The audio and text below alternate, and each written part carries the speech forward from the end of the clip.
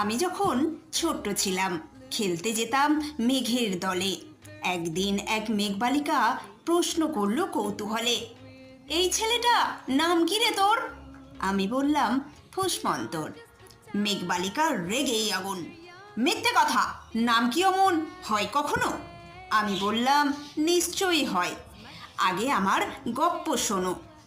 সে বলল, শুনবো না যা, সেই তো রানী, সেই তো রাজা, সেই তো একই চাল তলোয়ার, সেই তো একই রাজার কুমার, পক্ষীরাজে শুনবো না আর ও সব বাজে। আমি বললাম, তোমার জন্য নতুন করে লিখবো তবে। সে বলল, সত্যি লিখবি? বেশ তাহলে, মস্ত করে লিখতে হবে, মনে থাকবে, লিখেই কিন্তু আমায় দিবি।